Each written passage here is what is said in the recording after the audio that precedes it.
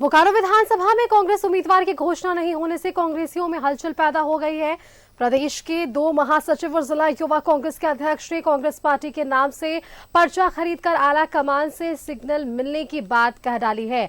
इससे अब कांग्रेसियों में उहापोह की स्थिति बन गई है। जिस प्रकार से बोकारो जिला युवा कांग्रेस के अध्यक्ष रफीक अंसारी, प्रदेश महासचिव जवाहरलाल मेहता और प्रदेश महासचिव श्वेता सिंह ने नामांकन पर्चा खरीदा है, उसके बाद राजनीतिक चर्चा जोरों पर है। 29 अक्टूबर को नामांकन का आखिरी दिन है और ऐसे में बोकारो विधानसभा के लिए सस्पेंस बनना क्या संकेत दे रहा है, क्योंकि बोकारो जिले से 24 से ज्यादा यानी कि 26 लोगों ने उम्मीदवार बनने का आवेदन दिया था।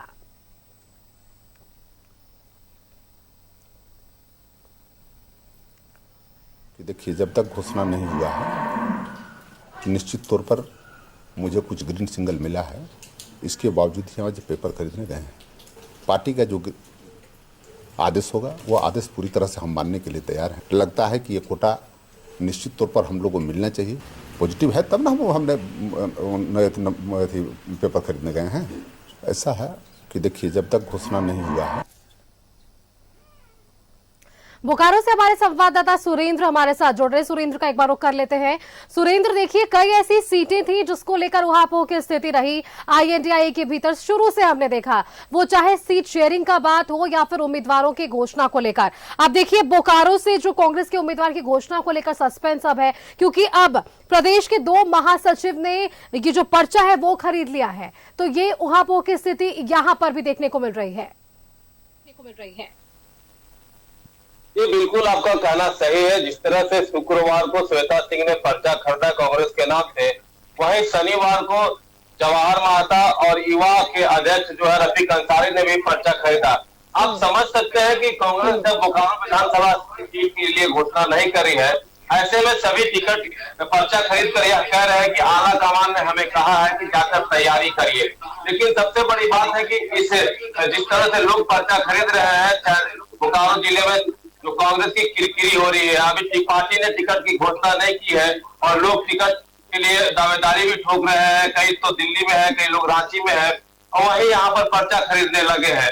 देखने वाली यह बात जरूर होगी कि कांग्रेस टिकट की घोषणा कब करती है। और जिस तरह से यह लोग टिकट की दावेदारी में लोग लगे हुए हैं, सभी दावेदार ही थे जिन्होंने पर्चा खरीदा है।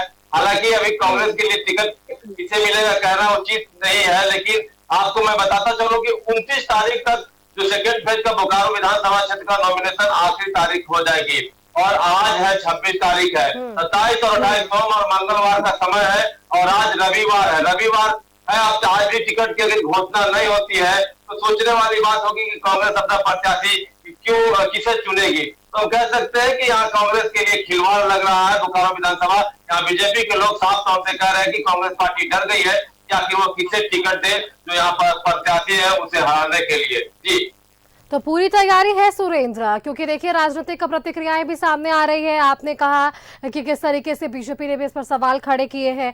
चलिए, अब ये देखने वाली बात कि यहाँ जो उहापोह की स्थिति है वो किस तरीके से सुलझती हुई नजर आएगी। शुक्रिया आपका सुरेंद्र, हमारे साथ जुड़ने के लिए और ये तमाम जानकारी हमारे दर्शकों के साथ साझा करने के लिए कि ये पूरा मामला क्या कुछ था। बोकारो में देखिए कांग्रेस उम्मीदवार की घोषणा के इंतजार के बीच ये हलचलें बढ़ती नजर आ रही है।